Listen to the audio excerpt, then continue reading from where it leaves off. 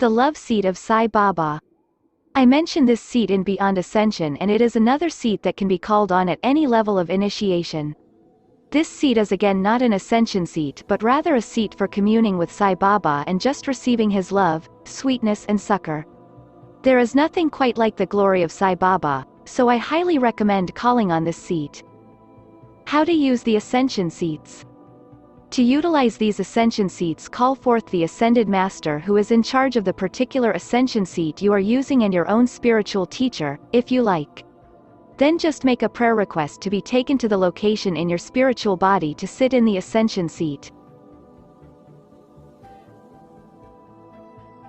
You will immediately begin to feel the flow of the spiritual current in the top of your head and throughout your entire body.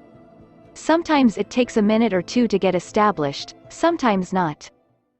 I find that the higher you go in the ascension seats, the more warm-up time is needed so they don't blow your circuits. If you can't feel anything, ask a second time and also request an increase in the ascension seat voltage. Always remember it is the energy that creates the acceleration. You don't have to be psychic, clairvoyant or hear voices. If you do, all the better, however, it is totally unnecessary. It is the flow of the spiritual current through your 12 body system over time that builds the light quotient and creates the transformation. Be patient and persevering in your efforts and the results will be remarkable, I guarantee it. One interesting insight is the fact that I also uncovered ascension seats on the Moon, Mercury, Mars, Neptune, Pluto, Uranus, Saturn and Jupiter. Melchizedek specifically guided me not to mention these with my basic list except for the one on Venus. He told me that these other ones were more extraterrestrial and fourth-dimensional in nature and he wanted me to keep my list to fifth-dimensional ascension seats and higher. One of the real keys to the spiritual path is not to waste time and not to waste energy, but still to have fun. The use of the ascension seats might be one of the single most important spiritual tools for accelerating spiritual evolution this world has ever known. Take advantage of them and enjoy the process of being a cosmic traveler. God has given you everything you need to achieve ascension and liberation. You must use your free choice to take advantage of all that He has provided. The Atomic Accelerator. The atomic accelerator in Table Mountain is the only one of the ascension seats I have listed that has been anchored in a third-dimensional sense. This ascension seat was brought in from the fifth dimension into the third dimension by a spaceship. The machinery that is developed in the fifth dimension does not have to be maintained in the same way as our third-dimensional machinery. It vibrates at a higher frequency. The atomic accelerator is like the ultimate radionics machine. It was brought down to Earth through the efforts of Saint Germain and Sananda. It is also operated by the Arcturians, Ashtar Command and Pleiadians.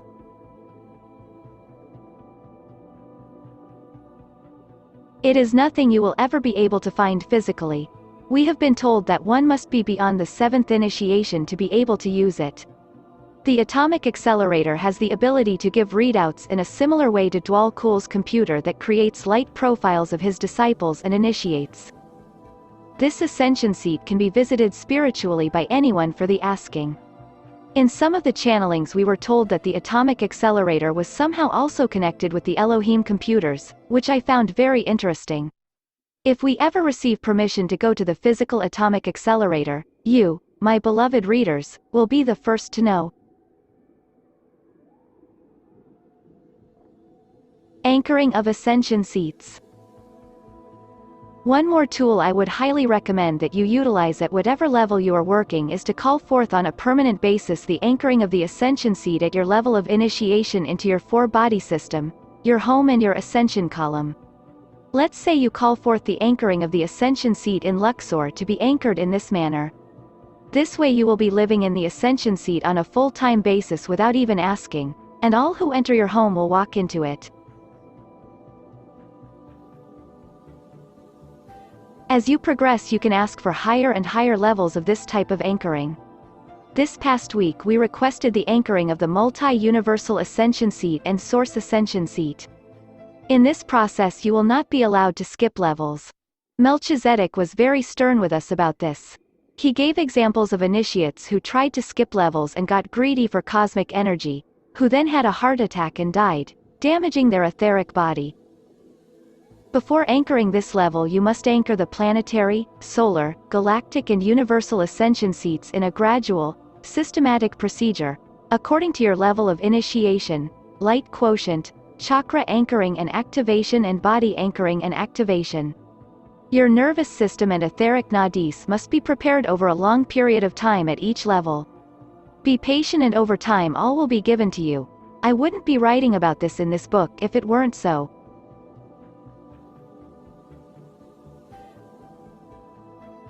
The cosmic rays. One of the most profound areas of research that has come through in recent times is in the area that I am calling the cosmic rays. This information along with the cosmology of the ascension seats is so exciting that it is hard to contain myself. Let me begin by laying the foundation for this discussion. Prior to 1960, this planet for the last 3.1 billion years basically dealt with 7 major rays. These 7 rays are: 1. First ray, power, will and purpose, red. 2. Second ray, love, wisdom, blue. 3. Third ray, active, or creative intelligence, yellow. 4. Fourth ray, harmony, emerald green. 5. Fifth ray, concrete science, orange. 6. Sixth ray, abstract idealism and devotion, indigo, 7. Seventh ray, ceremonial order and magic, violet. Then in approximately 1960 a most extraordinary event occurred on this planet. There was a special dispensation to this planet of 5 new rays. These 5 new rays are: 1. Eighth ray, higher cleansing ray, seafoam green. 2. Ninth ray, joy, attracting the body of light, blue-green. 3. Tenth ray, anchoring of the body of light, inviting soul merge, pearlescent. 4. 11th ray, bridge to the new age, pink-orange, 5. 12th ray, anchoring of the new age and the Christ consciousness, gold. The anchoring of these 5 higher rays was an extraordinary occurrence. The whole science of esoteric psychology and the 12 rays have been extensively written about in my first book, The Complete Ascension Manual. It is probably one of the most important spiritual sciences known to man. It predates and is the causative factor of even the science of astrology. It is absolutely mind-boggling to me to see how totally unknown this science is and how much inaccurate information is floating around in regard to it. If you have not spent time calling in these 12 rays and experimenting with them, I recommend that you do so. It is essential that you do so for your spiritual training. The instructions for how to do this are in the Complete Ascension Manual, so I am not going to repeat myself here. These planetary rays function a lot like the ascension seats. It is just a matter of calling them forth and then bathing in their energy. They are there for the asking. This is another one of these cases where God has given us everything. However, most people, even lightworkers, don't know these rays are available or how to use them. It is really so simple. If you want personal power, call on the red ray. If you want cleansing, call on the 8th ray. If you are doing scientific work, call on the 5th ray. If you want devotion, call on the 6th ray. If you want transmutation, call on the 7th ray. If you want the pure Christ consciousness, call on the 12th ray. If you want to attract your body of light, call on the 9th ray. You can call the ray by number, color or quality. Each of these methods work equally well. The 5 higher rays, which are combinations of the first 7 rays with the added ingredient of white light, are especially powerful. Since completing my own planetary ascension and having worked with these 12 rays for a very long time, I was ready for the next step. One day I had the idea that maybe it would be possible to map out the cosmic rays beyond these most extraordinary planetary rays. I don't know why, I just hadn't thought of this before, probably because the timing wasn't right. Our core group and I sat down over a couple of months and were able to actually come up with this information. This, along with the ascension seats and the process of cosmic ascension, is some of the most profound information I have ever come across. I have been more excited about writing this book than any of my other 7 books to date, and that is amazing because I was absolutely on fire writing the other books. What is exciting to me is the process of bringing forth new information on the cosmic levels of creation that has never been brought forth before to humanity.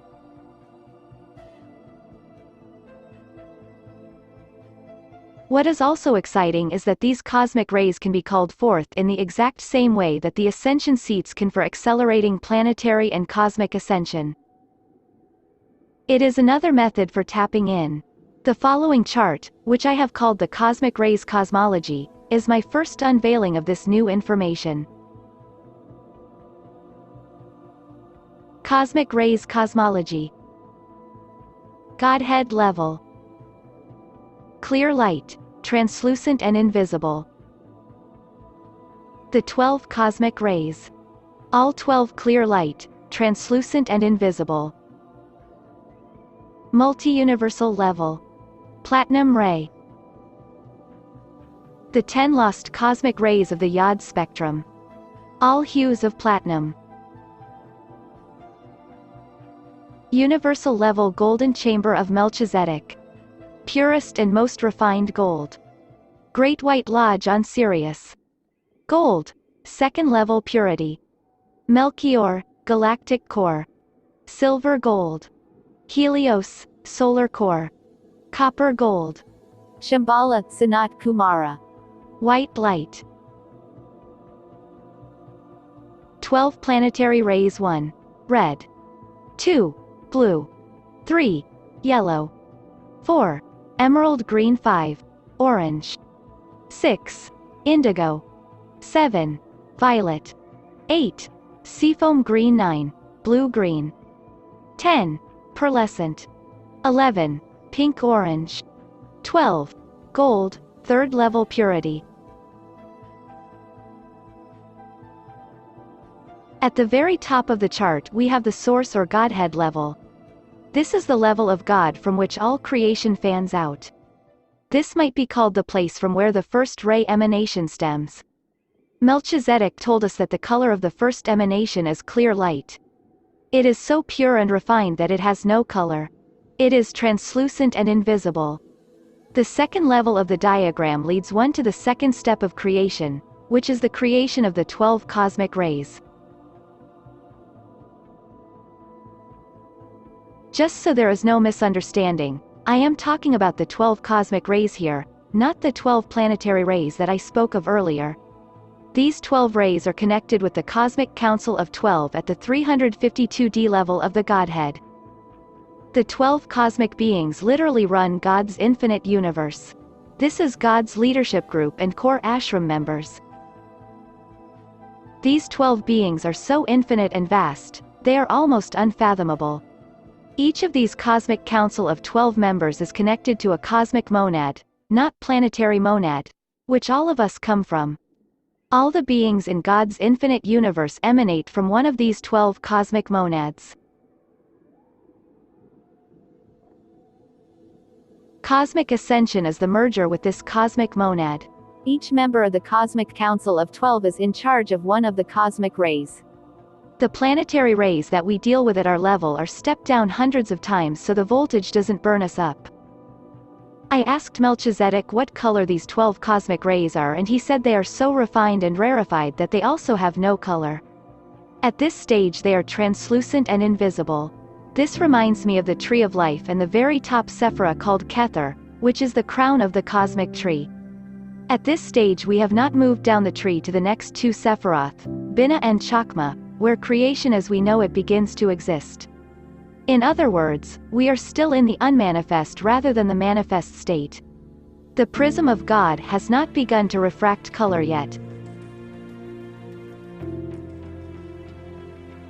This then brings us down the tree of life to the multi-universal level, which is the source of the 43 Christed universes for our cosmic day. Manifested reality begins here. The first refracted color in the prism of divinity at the multi-universal level is platinum. The platinum ray would correspond to the multi-universal ascension seat that I spoke of in the previous chapter. Here begins another way to access this level rather than going to the actual ascension seat there. It is to call on the platinum ray from Melchizedek or Metatron. This is also a little less dangerous in the sense that in working with the ascension seat you are actually going to the source of that ray rather than just calling forth the ray and experiencing it. It is kind of like calling on the energies of the 43 Christed universes. Here however we are specifically dealing with the cosmic rays. That brings us now to the next level, a most extraordinary insight. This is what Melchizedek referred to as the 10 lost cosmic rays of the Yod spectrum.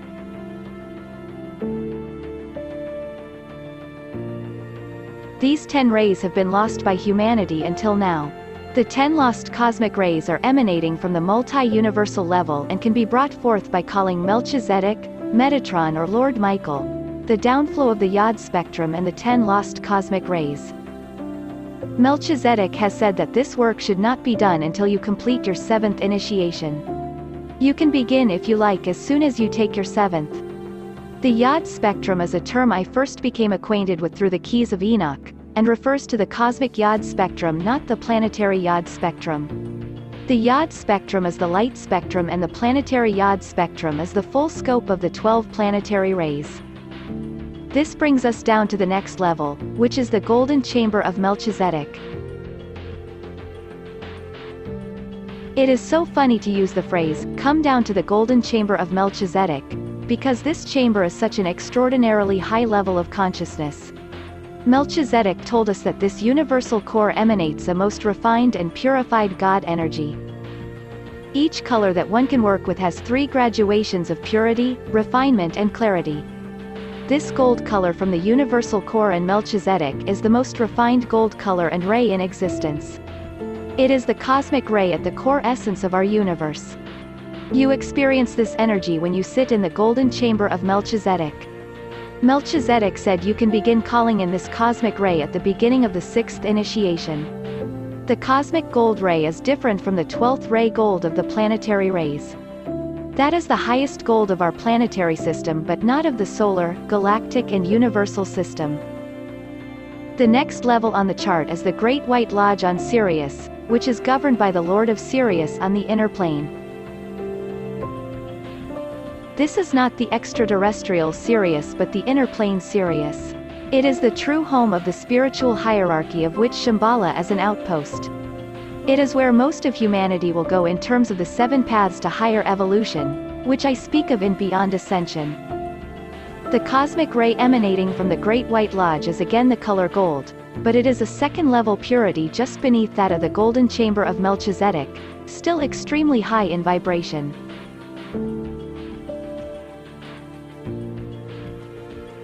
The cosmic ray emanating from the Great White Lodge is again the color gold, but it is a 2nd level purity just beneath that of the golden chamber of Melchizedek, still extremely high in vibration. This brings us to the galactic core, which is the home and charge of Melchior, the galactic logos. Melchizedek told us that the cosmic ray emanating from here is silver gold. This is the energy that emanates when you sit in Melchior's ascension seat. It can be called 4th once you attain the 4th or 5th initiation. Continuing to move down the chart we come to Helios, the solar logos of the solar core. This is the cosmic ray of copper gold. This is the energy that you solar core.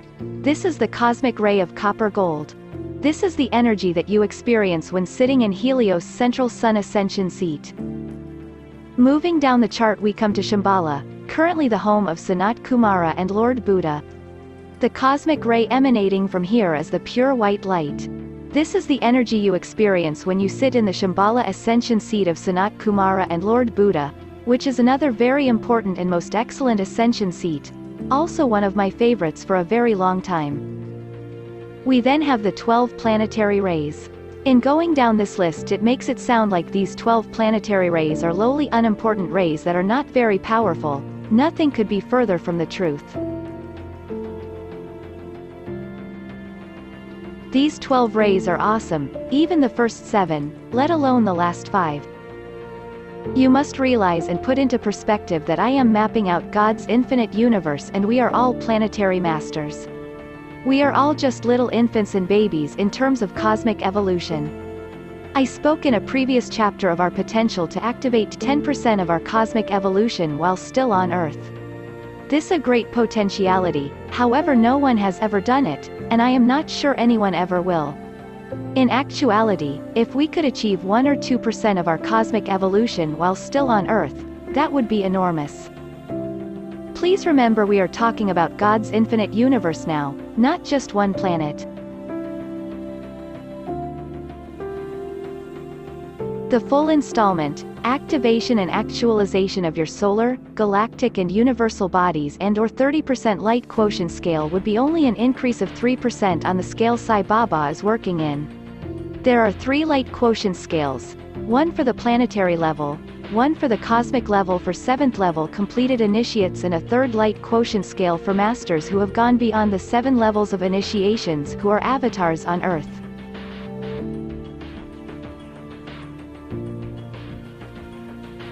The true meaning of an avatar is one who is totally God realized at birth. This would also be the light quotient of those ascended masters who are out of incarnation. So my personal goal at this time is to get to this 30% level and not only to install and activate this level but also to actualize it. It is in the actualization, or 3rd stage, that all the advanced ascended master abilities that we have associated with the ascension process come. We are actually going much further than ascended masters in the past went in terms of installation and activation of cosmic energies. However, we are going slower in terms of the development of the advanced ascended master abilities.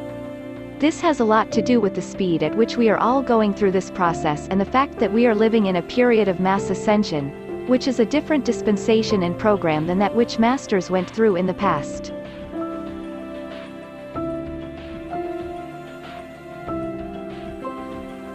Summation and a few shortcuts. Call on the rays that are appropriate to the level of initiation you are working with. The use of these planetary and cosmic rays is another awesome tool in conjunction with the ascension seats, light quotient building, chakra anchoring and all the other ascension techniques and tools I have mentioned in my books. It also provides a variety, which is nice since I am recommending that you work with this 24 hours a day, 7 days a week. Even request before going to bed what process you want to work with. Now, I should mention here that you can overdo it, not so much with light quotient building as with the more intensive meditations in some of my other books. Use your intuition and cut back if you start not feeling well. In the beginning you will be releasing a lot of toxins. Drink plenty of water and eat as pure a diet as you possibly can. Once you clean out your physical, astral, mental, etheric and spiritual bodies you will be able to bring in more and more light. If you ever have any physical health problems, call on the Ascended Masters, the Angels of Healing and the Arcturians. I myself have had some chronic health lessons and call on the Lord of Arcturus and Arcturians for light quotient building and for healing whatever is ailing me. They work on both simultaneously. I find that when I go for my ascension walks, I prefer using the galactic level ascension seats and energies more because they are a little less refined than the universal level. That is just my preference. I like to call on the Arcturians early in the morning to get my energies flowing and to build my light quotient, which has a strengthening effect on my overall physical body and digestive system. I seem to be able to type and write for much longer periods of time by asking for their help in this manner. I like to call on the cosmic rays while meditating, if I need a particular quality of energy or if I am watching television.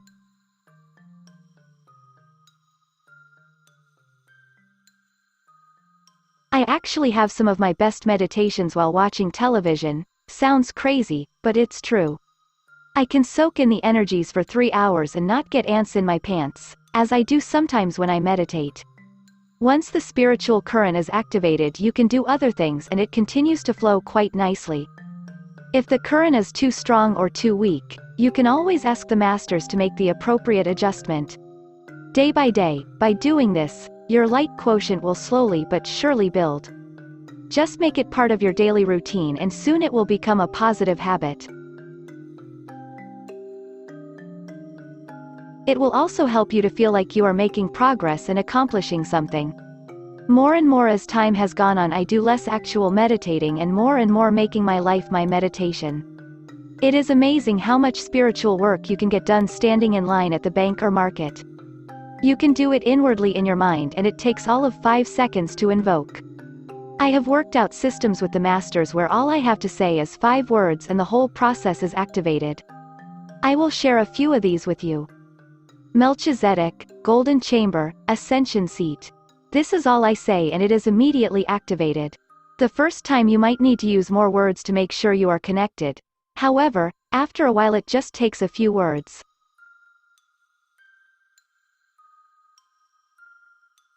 Metatron, call forth 12th ray.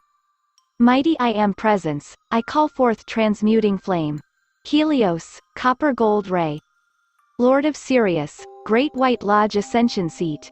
Sanat Kumara, Shambhala, Ascension Seat. Call forth Serapis Bay, Luxor, Ascension Seat. Metatron, 100% light quotient increase. Lord of Arcturus, Arcturians, 100% light quotient increase, heal and strengthen digestive system. Metatron, 100% light quotient increase, revitalize. I think you can get an idea of how the process works from these examples. By having these short invocations, I can do them in my mind. If I want to do them out loud, I can just whisper them and put my hand to my face while standing in line at the post office and do light quotient building while waiting. 4. Cosmic evolution and the organization of the higher mind. In one of Melchizedek's channelings during a meditation, he gave us some fascinating information on the properties of the mind. The most important characteristic of the mind, Melchizedek said, is the will. The will interrelates the intuition and the intellect. He said the intuition could visually be seen on the inner plane as a spiral with the intellect being like a checkerboard. In the third dimension, perception is separate, like a string of beads. In the fourth dimension you have inner and outer, psychic and metaphysical.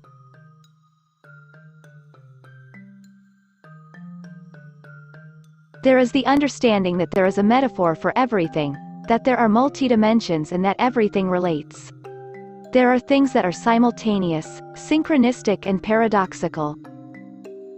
This is a big step.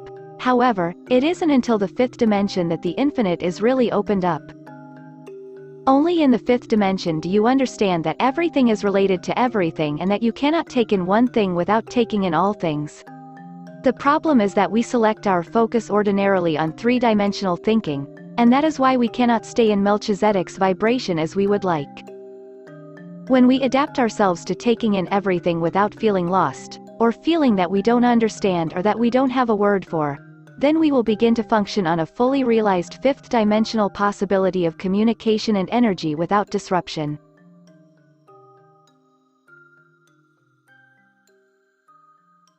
We will then be able to allow this to continue while we also communicate in a third-dimensional world. It is the will raised up to its highest potential that allows us to take this leap. It is no longer a will that forms its attention in opinions but that works as a circuitry to lace together all elements of reality, the greater reality that has everything contained within it. It is a non-selective reality. Is it possible, Melchizedek questioned, for us to live in a non-selective reality, where we experienced all possibilities and were not lost in the profusion, were able to see the rhythm and relationship like a great hologram and still carried on daily functions? Again he asked us if we could imagine ourselves in a field of this nature. This is a much greater sensitivity of reception. Melchizedek then said that even the most advanced lightworkers are not practicing this at this time. Unlimited and unbiased, it is without a personal perspective. It transcends all boundaries of culture conditioning. It sees only from a cosmic vantage point. It is without a personal perspective. Where third and fourth dimensions is seeing from the 4 or 5 vantage points, as mentioned earlier, this fifth dimensional consciousness adds genetic programming, our physical makeup, our religious and moral upbringing and cultural orientation. Each of these aspects are like lenses that color our opinions, of which we as lightworkers are not always conscious. These lenses cause an intellectual opinion, a sensual experience, an intuitive assumption. Mass consciousness then decides that this is the reality. It is in a sense mass hypnosis. Melchizedek is trying to help us leave all these innumerable lenses and see from his perspective, free from the personal and planetary pull. In this process, the core group and I, forming a group body, have begun an experiment to see as many instead of as just one. I spoke of this process in my book, Revelations of a Melchizedek Initiate. To live and see from a body of many instead of one goes against all personal mass consciousness training. Melchizedek spoke of this as quite a challenge and growth process of perceptual training. The idea here is to allow everything to flow in with no restrictions and no lenses. This group body experiment removes all boundaries of polarity. Everything is experienced as compatible. Melchizedek gave us the example of physical health lessons we all were working with. He said that these have to do with the body being reworked and recircuited.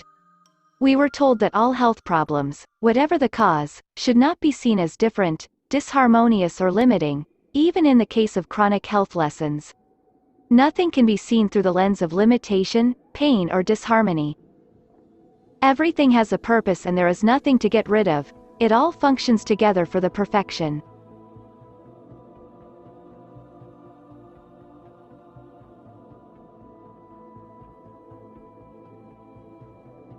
Value judgments are removed. Melchizedek even said that deciding that something hurts is a value judgment. From a third-dimensional understanding, this would seem to be an insane or absurd way of looking at things. People would say that we are not in touch with reality if we don't acknowledge something that hurts. In fifth-dimensional consciousness, all is working together. There is no separation. One cannot say this is good and this is bad, this is dark and this is light, this hurts and this doesn't hurt, this feels good and this doesn't feel good, or say this is good for me and this is not good for me.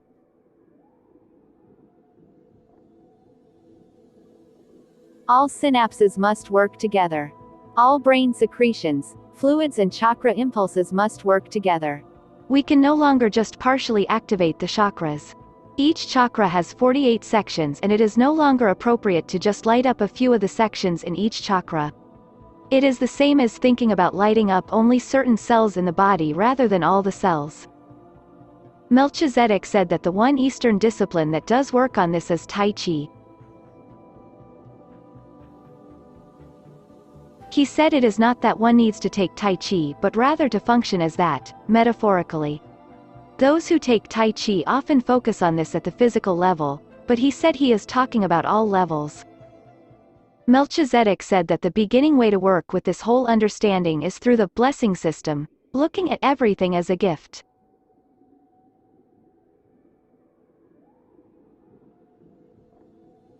As Sai Baba says, welcome adversity. Paul Solomon once said to say to everything that happens in life, not my will but thine. This is the beginning step to what Melchizedek is saying here.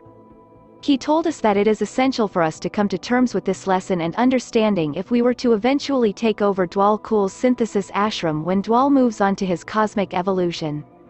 Help will be given to us on this. Melchizedek also said that this concept is something that very much gets in the way of the channeling process.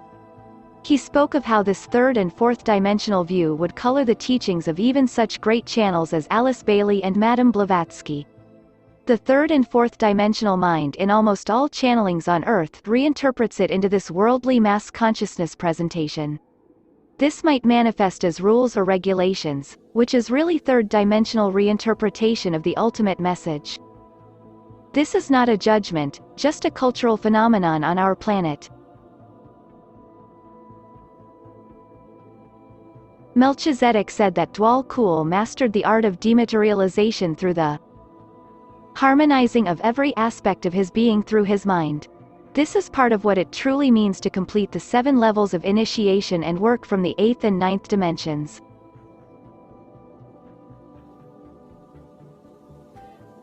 I asked Melchizedek how the concept of spiritual discernment fit in with what he was talking about.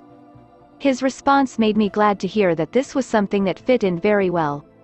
We are not to let go of our spiritual discernment, just the untold number of value judgments we unconsciously make from all the lenses that metaphorically cover our brain, face and head. Spiritual discernment guides our actions without judging.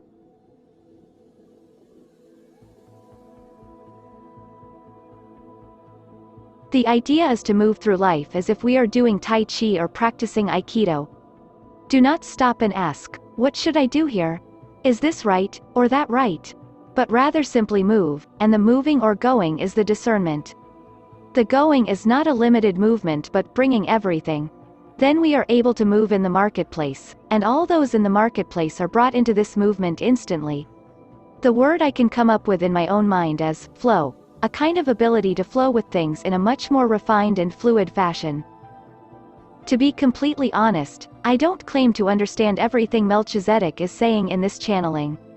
I feel like he is stretching all who read this to a higher level, and I do sense the truth of what he is saying.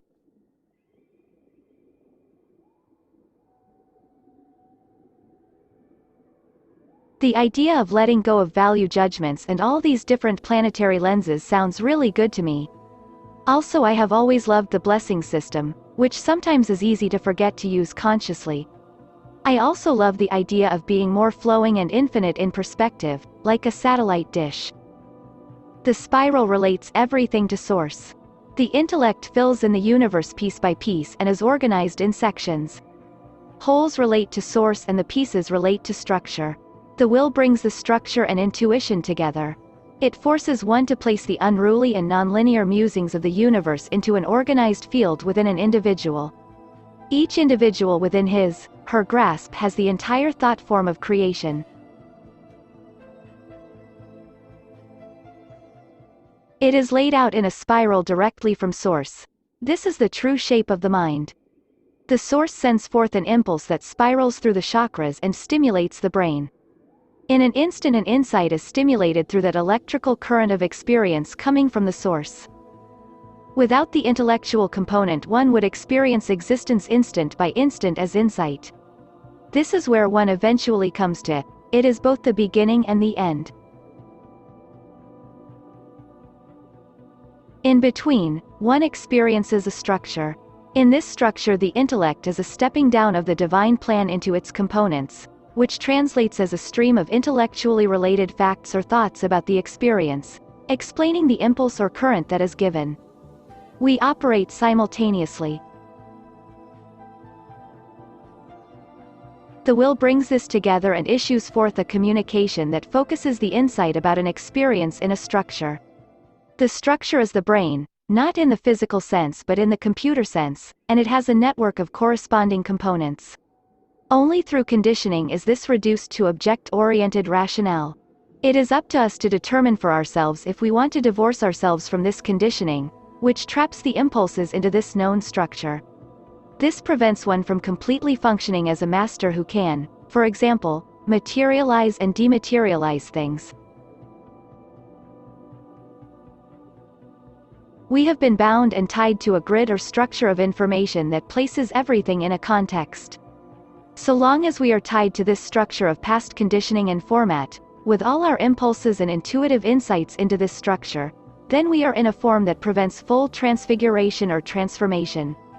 On the other hand, the intuition places nothing in a context and only experiences pure energy. The work the masters have been doing with us is to help reconnect us with this pure energy and develop a style of communication in which we are not entrapped in the logic of past conditioning. Instead we are able to create new pathways throughout the chakras, which circuit the self to an infinite range of experience. In essence, what this means is to see everything through the eyes of the anointed Christ over self-body. This means the transcendence of all negative ego perception and only thinking thoughts from the Christ mind, completely untainted by limitations.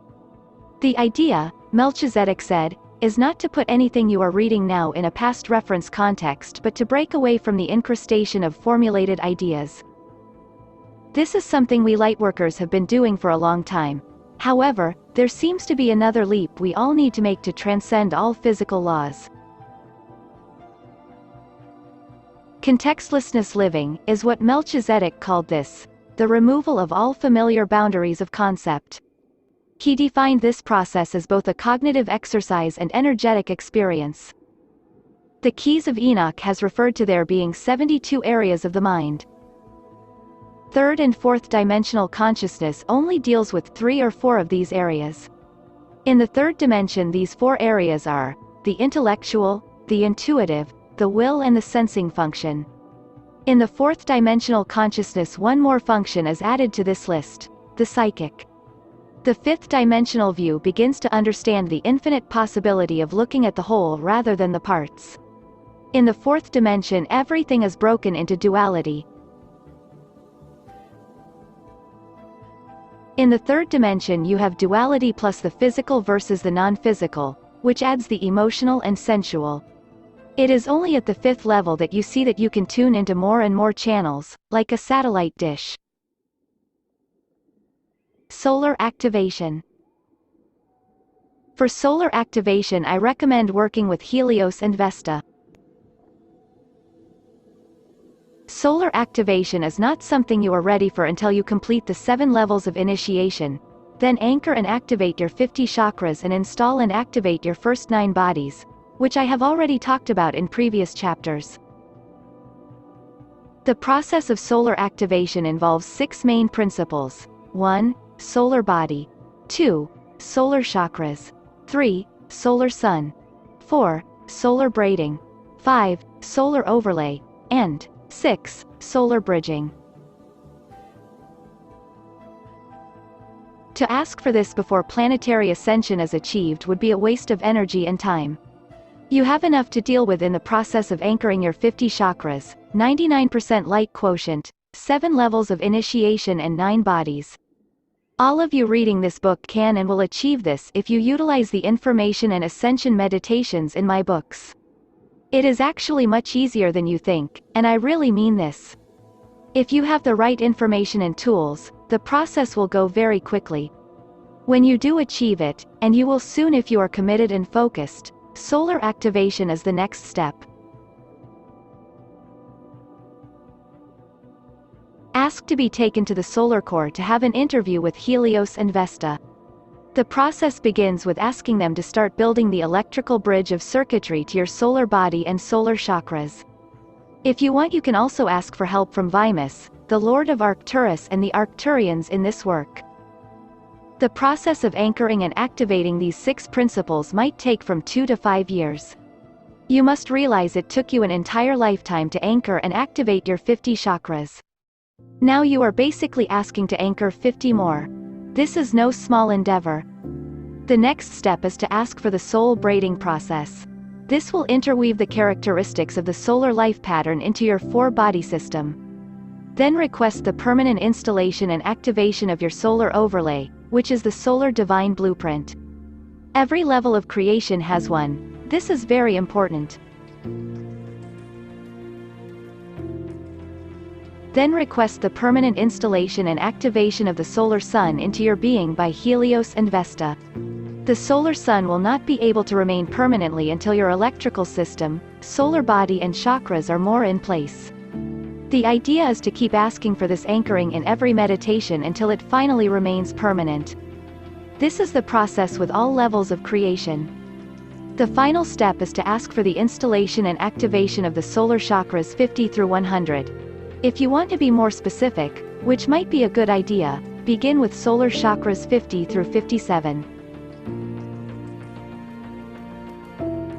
The process, as with all this work, has 3 stages. installation, activation and actualization. The first stage is to work on installation, which could take a year or more. Simultaneously keep praying for activation. Actualization is the hardest. As I have stated, I have previously installed and activated my 50 chakras, however, I have not fully actualized them yet.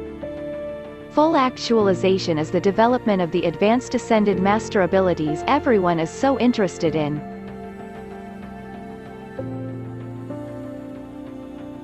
Due to this extraordinary time in Earth's history, a new dispensation has been given that allows us to install and activate levels of energy that are light years beyond anything that was ever permissible before. All this work that we are doing will make our future initiation processes on cosmic planes much easier. This might be called extra credit, which we all remember so well having gone through earthly school. It is at the 5th initiation that the Mayavarupa overlay, or divine blueprint, comes in. The soul braid also comes in at the 5th initiation. I am speaking here of the soul braid, not the solar soul braid. The overlay is the blueprint that is the potential for whatever level overlay you are installing. There is an overlay, or divine blueprint, for every level all the way back to the Godhead. The 7th and final thing that needs to be anchored is the solar light quotient level on an ongoing basis, which is approximately 10 to 20% of the cosmic light quotient scale. Galactic activation. Galactic activation will use the exact same procedure, however, instead you will go to the Great White Lodge on Sirius and work with the Lord of Sirius and the Lady Master from Sirius. You also may go in meditations to the Galactic Core and work with Melchior, Vimus and Lendus. In talking about this I am of course getting way ahead of myself. The core group and I are just working on the beginning stage of the solar level. Because this is a book on cosmic ascension, I am laying out the map and procedures for the upcoming levels. The 6 aspects to work on for cosmic ascension are 1. Galactic body, 2. Galactic chakras, 3. Galactic sun, 4. Galactic soul braiding, 5. Galactic overlay, and 6. Galactic bridging. The procedures are exactly the same as on the solar level except you have moved up another major octave. These masters will help you build in the electrical bridging that will allow you to begin the process of installing the galactic body and chakras 100 through 150. Again, you see how ridiculous it would be to invoke these things if you haven't even completed the installation and activation of the first 50 chakras. Next, you would call in the galactic sun, galactic soul braiding, galactic overlay and galactic bridging. This whole process will probably take another 2 to 5 years, for we are talking about another 50 chakras. Most of the lightworkers on the planet are working on anchoring chakras 10 through 22 at most. Once you understand these principles, the process, no matter what level you are, can be speeded up literally 10,000-fold. The problem is that no one has ever understood these things. I am a well-read and studious person, yet I have never read in any other book this understanding of installing, activating and actualizing chakras in the manner spoken of here and in my other books. This understanding is a golden key to accelerating evolution. This is why the things I speak of in this book are in the realm of possibility for all lightworkers.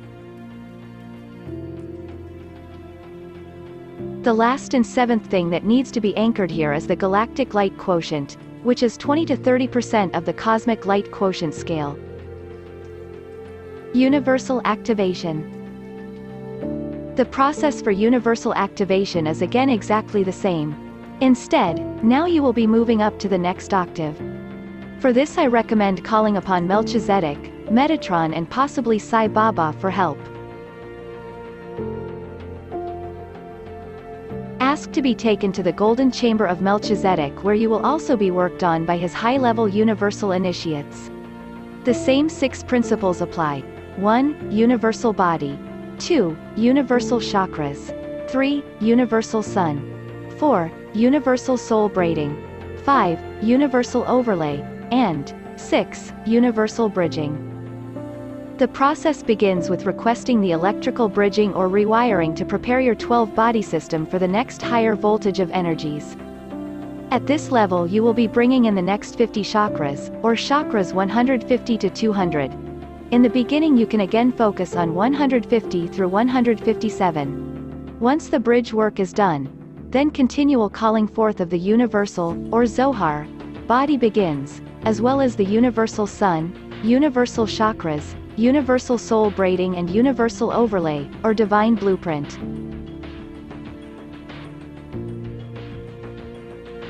This might seem to you like useless information and something you will never be allowed to take advantage of. I assure you this is not the case. I have already told you that it is possible to move though your initiations every 2 years if you are really focused and committed and use the material and information in these books. Following this pace, all of you will complete your 7 levels of initiation in a relatively short period of time. If you want to know your initiation level, call me and I will provide information for you to access this knowledge.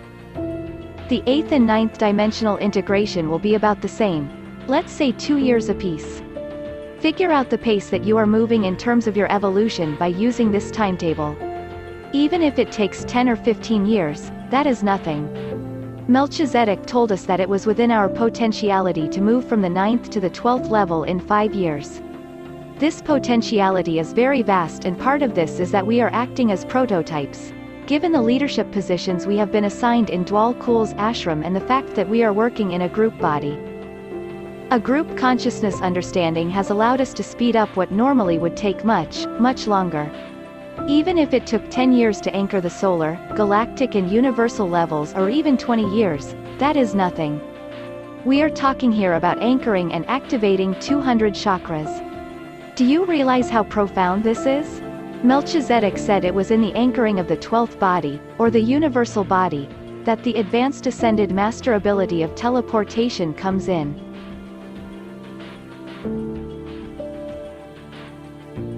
Now, the installation can come very fast in terms of these 3 levels and the activation is what will take 5 to 10 years. The actualization of all these chakras and bodies will probably take another 20 years if not the rest of the lifetime. Melchizedek told us in 1995 that by the year 2000 we could have our 200 chakras and solar, galactic and universal bodies installed and activated. But I am not counting my chickens before they are hatched, that is for sure.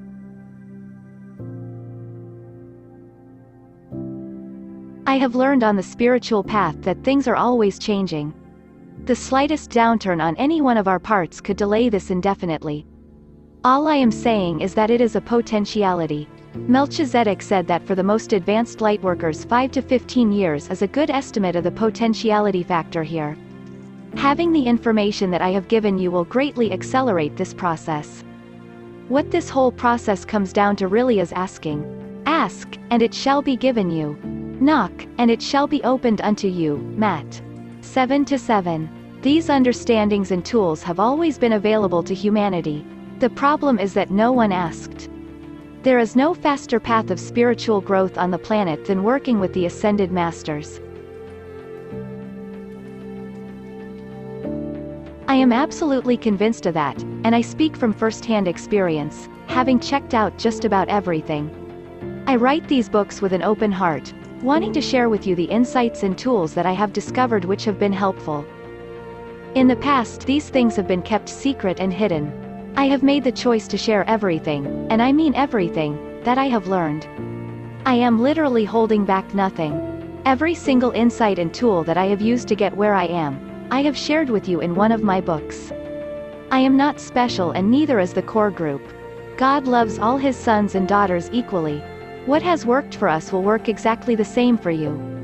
All we are really doing here is applying universal laws, they work every time. Take advantage of the literal, spiritual gold you are being offered. You will never have a better opportunity than you have right now. Part of the reason the core group and I have been accelerated so quickly also has to do with the times we are living in. The time period between the years 1995 to 2000 is the window for mass ascension. We are timing the solar, galactic and universal activation exactly with this mass ascension window. You can take advantage of this window also, whatever level you are on. The real window here really lasts until the year 2012, which is the end of the Mayan calendar. There is an enormous spiritual wave riding through this planet, this solar system, this galaxy, and this spiritual wave riding through this planet, this solar system, this galaxy, and this universe.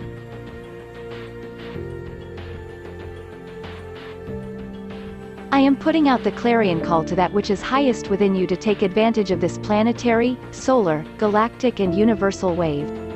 There might not be one like it for eons to come. The core group and I are on this wave and taking it full tilt toward God and service of humanity. The many of us reach out our hands in total love and friendship and ask you to join us, for there is room for everybody on planet Earth. As said in A Course in Miracles, all are chosen. Melchizedek and Dwal Kul told us that the goal of the spiritual hierarchy is to have all of humanity take its third initiation by the year 2012. The third initiation is the soul merge. The people reading this book, however, will obviously be much more advanced, for a person below the third initiation would probably not be interested in reading this book. One must be guided by the soul to be interested in such things. Can you imagine every person on Earth taking her third initiation? That would be awesome. The goal for the advanced lightworkers is to have everyone complete the Ascension and 7 levels of initiation and to move into spiritual leadership, world service, and cosmic ascension processing. Take advantage of this wave, for it is probably the #1 reason why we have been allowed to accelerate as quickly as we have. This applies equally to you as well. My beloved brothers and sisters, the clarion call has sounded from the deepest recesses of the universal, galactic, solar, and planetary core for God's sons and daughters to come home and bring as many of His children as we can with us. Let us join hands, minds, spirits, and hearts together in total focus and commitment to take advantage of the most extraordinary time in Earth's history. The last and final thing that needs to be anchored here on an ongoing basis is the universal light quotient level, which is approximately 30 to 40% on the cosmic light quotient scale. A mind map of consciousness. The core group and I received some fascinating information from Melchizedek that he called a mind map of consciousness. It is a map not of the physical brain but rather of the energy fields of consciousness that surround the human brain, chakra system, and physical human body. See diagram on next page. This field also serves to link the mental field with the astral field. It was at this point that Lord Maitreya and Dwal Kul also joined the discussion. The spiral funnels in the spiritual energies to the brain. It funnels in vibration and knowledge to overlay and intermingle with the will aspect and the intellectual pieces. In an integrated person, the spiral would be superimposed over the checkerboard. This has been referred to in the initiation process as the soul merge and monadic merge. However, now we are beginning to get a visual of what this process actually looks like from Melchizedek's universal perspective. These two aspects are linked together by a healthy, functioning will. This might be looked at as the two halves of the brain merging and integrating. This could also be looked at as the yin and yang becoming integrated, or the feminine, spiral, and the masculine, intellect. In an unintegrated person, these aspects remain either dormant and unawakened, or just a very small portion of the spiral is let in and kept very separate. It is not fused with the concrete mind.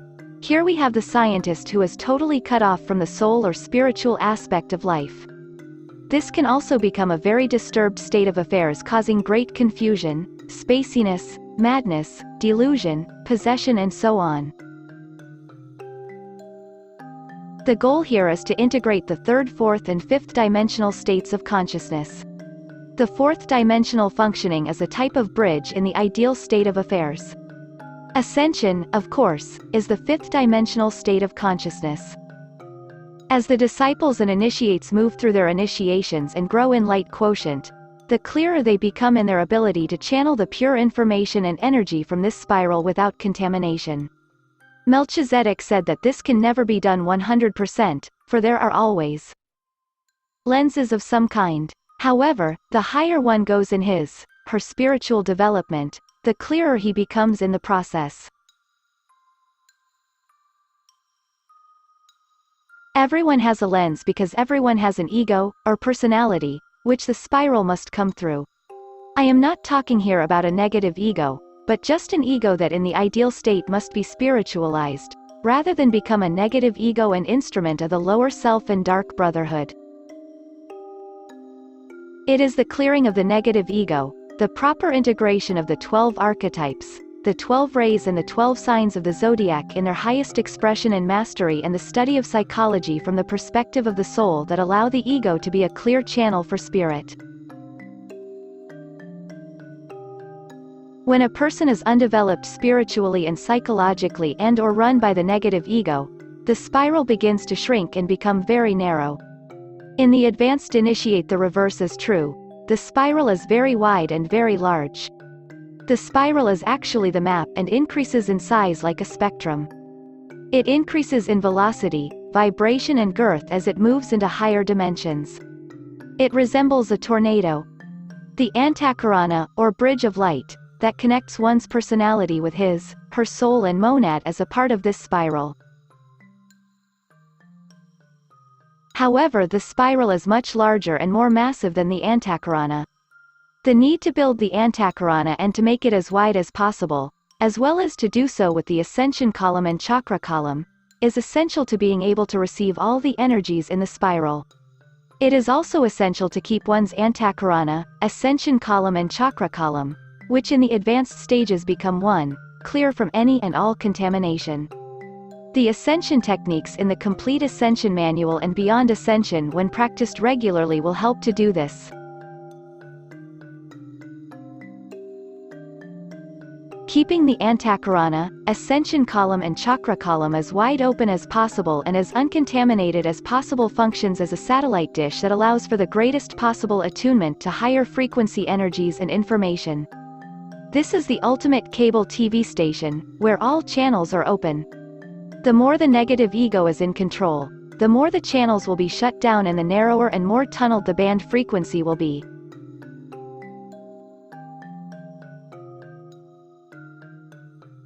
Through spiritual development and meditation, illumination of the brain occurs and there is the anchoring of what Dwal Kul called the Star of David. This is really a tetrahedron that is able to funnel into it the emanations from the higher mind and the spiral of spiritual energies. When this happens, the lower mind, or concrete mind, begins to expand and lose its boundaries and fuses with the higher mind.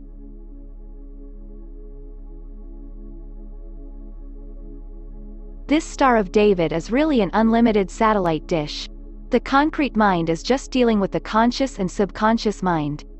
It is only when the concrete mind fuses with the superconscious mind, see, integrating the three minds and the four bodies, in soul psychology, that full satellite attunement can be achieved. All light technology is for the purpose of opening up this unlimited capacity. The lower mind functions now are transformed into higher mind functions.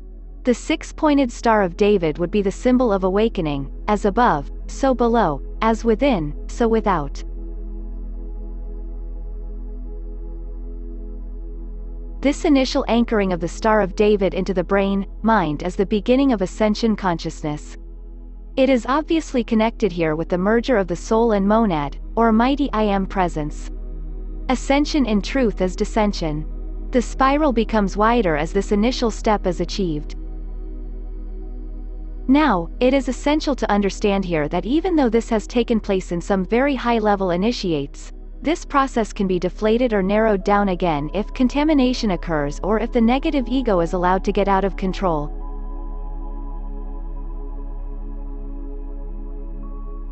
I repeat again, just because a person has achieved his, her ascension and/or completed the 7 levels of initiation doesn't mean that she is invulnerable to being taken over by the negative ego.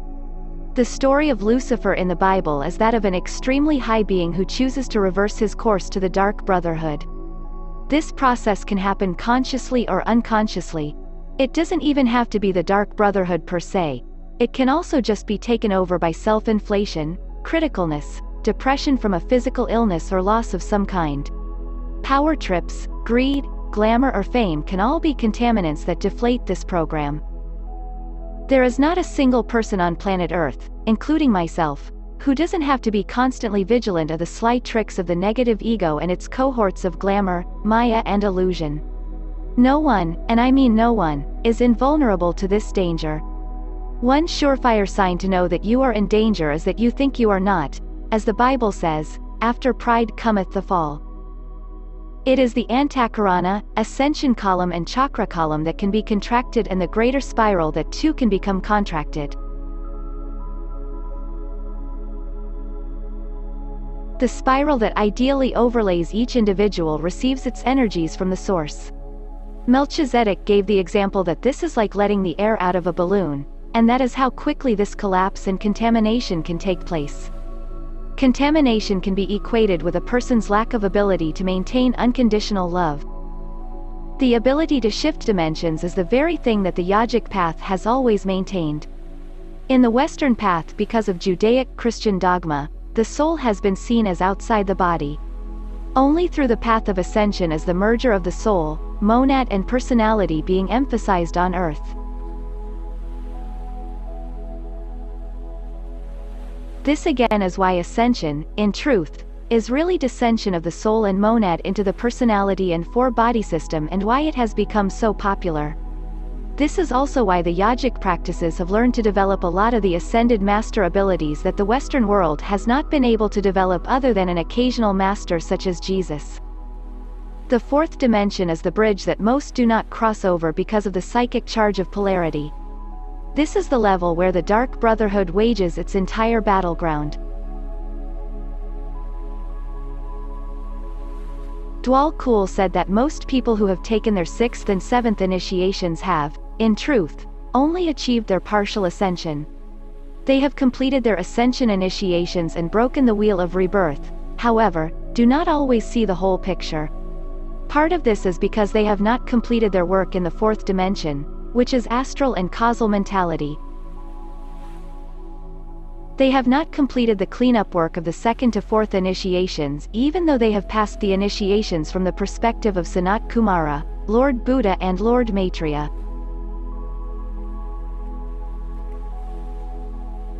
They have, in other words, claimed soul and monadic merger by taking these initiations, but have not claimed in reality the soul and monadic fragments of self.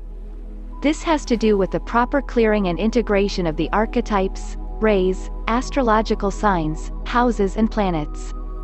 They, in essence, have not merged with all the thoughts, feelings and attributes of the soul. Just because you achieve soul merge at the 3rd initiation or monadic merger at the 5th, 6th and 7th initiation doesn't mean you have realized Christ consciousness on the mental, emotional or physical level.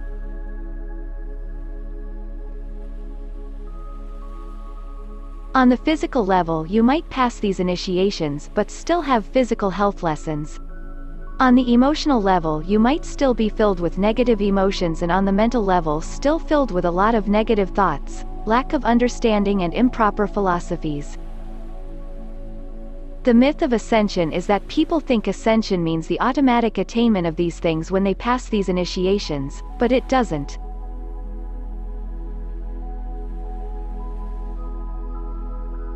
In truth, as I have said many times, initiations have more to do with light quotient than anything else. You can have high light quotient and be an egomaniac and an emotional victim at the psychological level. This might be hard for people to accept, but it is true. Even though people have taken these initiations, they must learn to master their archetypes, subpersonalities, past life aspects, 4 bodies, 3 minds, inner parent and inner child, and all that goes along with developing a healthy spiritual psychology. Lightworkers tend to be much enamored by the ephemeral and celestial realms and are not well grounded on this psychological level.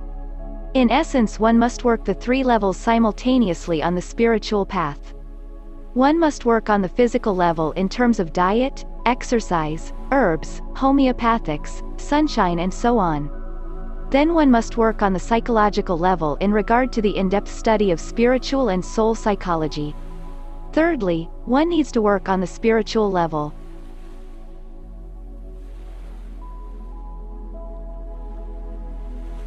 I meet an enormous number of lightworkers who are totally preoccupied with the spiritual level and channeling and all these wonderful beings and dimensions, but are not balanced and integrated themselves. They are not in control of their emotional body or of their desire body. They are not in control of their negative ego. They have not mastered their finances. They do not have inner peace. Their relationships aren't working. They have too many negative thoughts. They have physical health lessons. They are tired all the time. They are filled with too many negative emotions. The philosophies they hold on a conscious level are not always balanced and integrated. They do not remain in a state of oneness, unconditional love, inner peace and joy at all times. If you relate to any of these, this is not a judgment, just a sign that your physical level reality and psychological level reality need more focus and attention. The goal is balanced self-realization. Dwal Kul told me a very fascinating thing in regard to this whole process. He said that it was only since 1993 that permission was given for lightworkers to go beyond the 5th initiation before completing this psychological clearing work. Dwal said that this was in a sense an experiment on their part and might not have been such a good idea.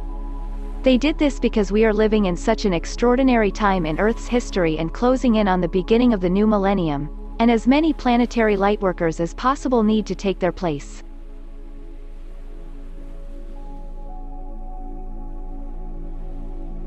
Dwal Kul told me a very fascinating thing in regard to this whole process. He said that it was only since 1993 that permission was given for lightworkers to go beyond the 5th initiation before completing this psychological clearing work. Dwal said that this was in a sense an experiment on their part and might not have been such a good idea. They did this because we are living in such an extraordinary time in Earth's history and closing in on the beginning of the new millennium, and as many planetary lightworkers as possible need to take their place. Dwal also said that all must do their inner cleanup work before they will be able to complete their 7 levels of initiation. They will move to the 7th sublevel of the 7th initiation but will not be allowed to cross over and be called fully completed ascended masters and 7th degree initiates until the proper psychological, physical and soul extension clearing and integration work proper psychological.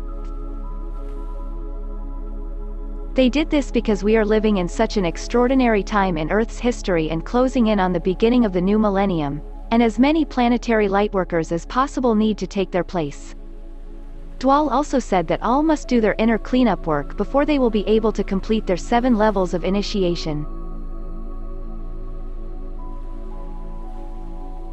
They will move to the 7th sublevel of the 7th initiation but will not be allowed to cross over and be called fully completed ascended masters and 7th degree initiates until the proper psychological, physical and soul extension clearing and integration work is achieved.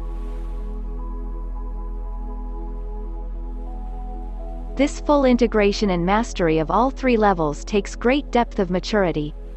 This is why you will see many at this time taking their 6th and 7th initiations. But in many ways they are still like children, for the full maturation of what it really means to be an ascended master has not flowered yet.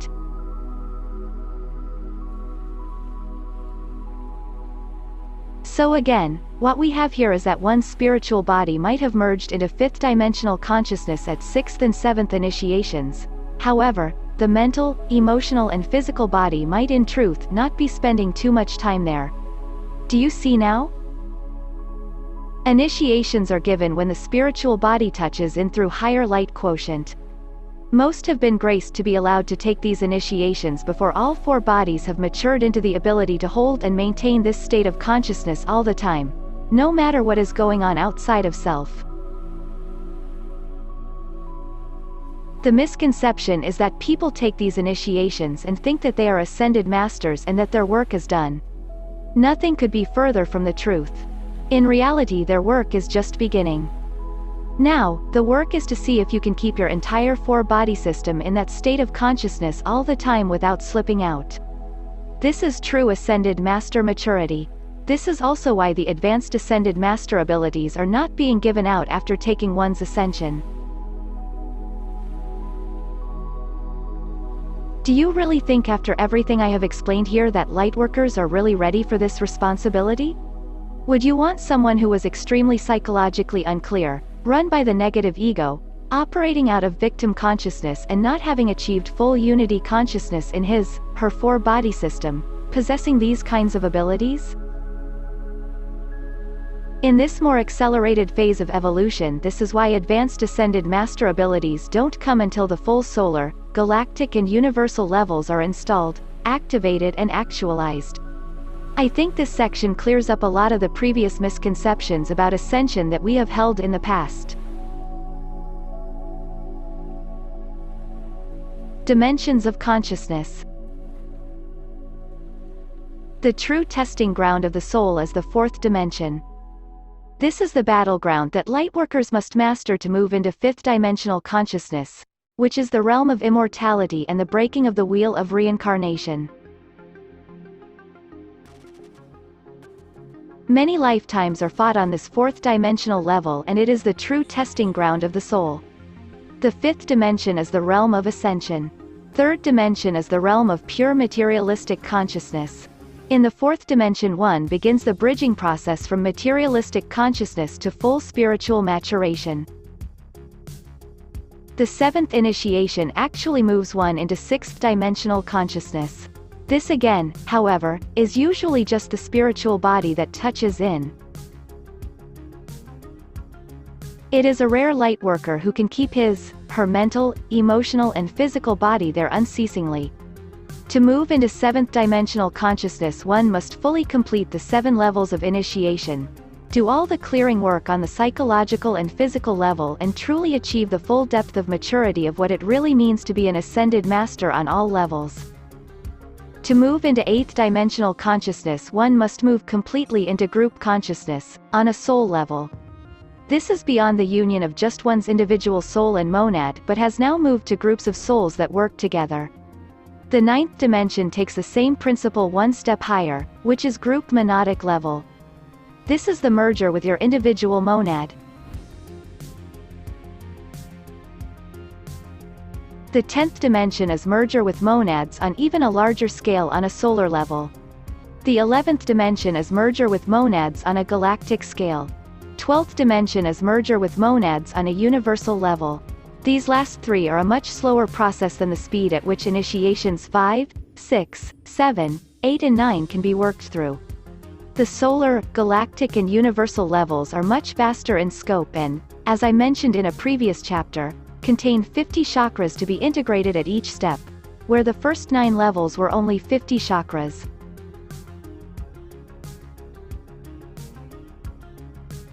Dimensional spectrum of consciousness. 12th dimension, realization of universal chakras 150 to 200 and realization of anointed Christ overself body, Zohar body and or universal body of light. 12 strands of DNA fully realized. 40% cosmic light quotient achieved. Ultimate monadic ascension. 11th dimension, realization of galactic chakras 100 to 150 and realization of galactic body. Dimension, galactic body. 10th dimension, realization of solar chakras 50 to 100 and realization of solar body. 9th dimension, realization of chakras 44 to 50. 8th dimension, realization of chakras 37 to 43 and group soul body activated and actualized. 7th dimension, completion of 7 levels of initiation, full realization of 7th, or logoic, body. 6th dimension, 7th initiation. 5th dimension, beginning stage of ascension, 6th initiation. 4th dimension, bridge to ascension, testing ground. 3rd dimension, materialistic consciousness. The 8th and 9th dimensional levels.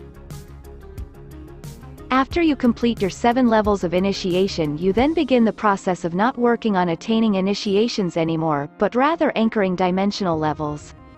This is done, as I have previously mentioned, by anchoring, activating and actualizing chakra grids, higher bodies and cosmic light quotient. It is also done by expanding one's understanding of light quotient. In one of our group meditations, Dwal Kul and Melchizedek began to explain to us how this process works at the 8th and 9th dimensional levels. In the first 7 dimensional levels, one is working for monadic ascension, which is the ascension of all 12 oversouls into your monad, and is a longer process. One has to achieve planetary ascension in all 12 oversouls, not just your own oversoul. Here you see your evolution is totally dependent upon 11 other high-level initiates who will be doing this process for their oversoul families of 12. While this ultimate monadic ascension process continues, you will, as you move past your 7 levels of initiation, also begin to form groups of souls and monads, which then merge together in unity consciousness. This must be done to realize the 8th and 9th dimensional levels, bodies and chakras. The best way to explain this is to share what Dwal Kul told us about our core group. He said that in giving us the job to take over his inner plane ashram in the year 2012, when he moves on to the Great White Lodge on Sirius, he is in a group monadic connection with us. He told us that there were 6 monads that we combined together in this group matrix. It is almost like 6 molecules coming together to form a larger molecule. To realize the 8th and 9th levels of group soul and group monadic consciousness, one does this through this group of 6. Group monadic module. An example of how this structure can be seen by using some of the people currently working out of the Los Angeles ashram. We each have an oversoul family of 12. We each have a monadic soul family of 144. On the next level we have a group monadic family of 864. In planetary ascension you are dependent on 144 soul extensions from your oversoul to all work together to ascend. In the process of ultimate monadic ascension you are dependent on 144 soul extensions, which are all your soul extensions from your 12 oversouls. In this group module you could say you are interdependent upon 864 soul extensions. The actual numbers are not really that important. What is important is to see how interdependent we are on soul family, monadic family, ultimate monadic family and group module monadic family. For example, with the core group and I, our evolution is totally tied to one another. If one falters, the entire group will falter. This is why this concept of group consciousness is so important.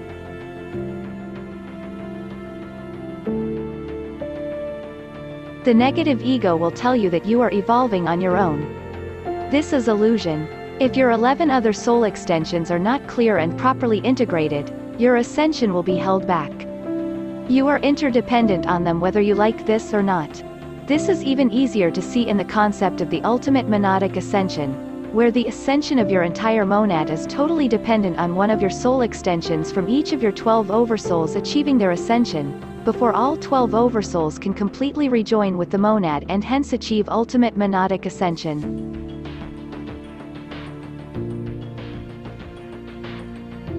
You can help in this process, but your fate is totally tied up now with other beings in your monadic family who are working on their evolution just as you are.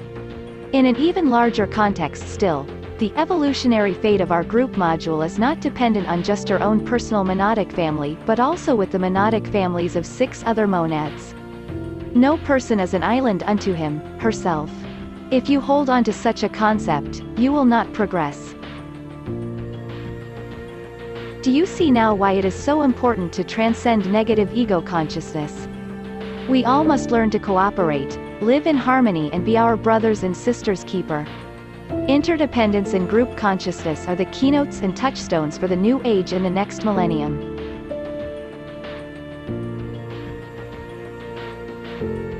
The entire universe is comprised of these triadic, honeycombed modules that keep fitting together in larger and larger matrices. The higher one goes in his, her cosmic evolution. All are connected in the ultimate honeycombed module that is God.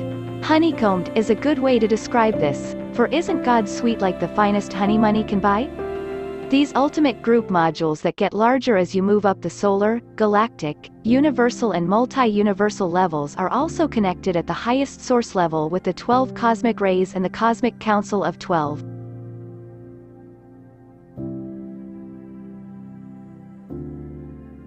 The group module that the core group and I are connected with is a second ray module. Now, this gets complicated because our entire solar system is a second ray solar system. So even though we each might have different rays that make up our soul monad, personality and so on, in the ultimate cosmic sense, we might all come from the second cosmic ray.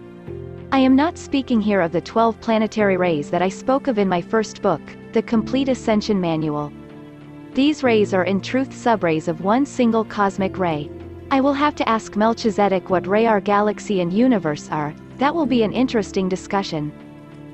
So getting back to the main point, the group modules are connected to a cosmic ray and cosmic council of 12 members.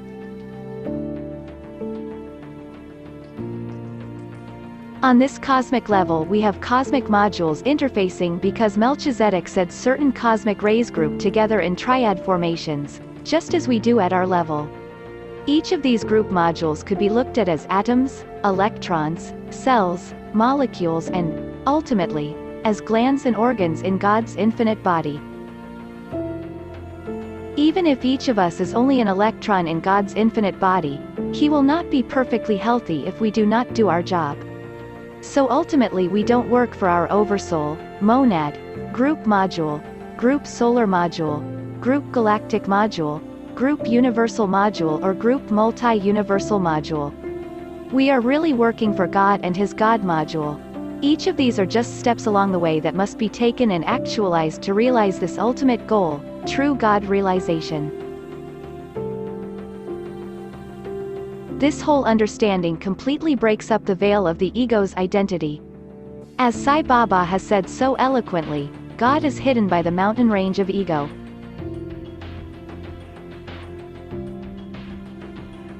The essence of the negative ego's philosophy is separation. As one embraces this process of self-realization and God realization, these veils and imaginary fences of identity begin to fall away.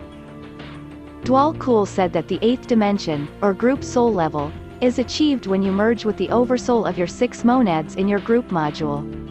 You are really doing it for the entire planetary group soul level. All possible combinations on the planetary level are in this pattern of 6. Merging with the 6 is the way God has set it up for the entire group soul planetary level. This is the sacred geometry of the universe.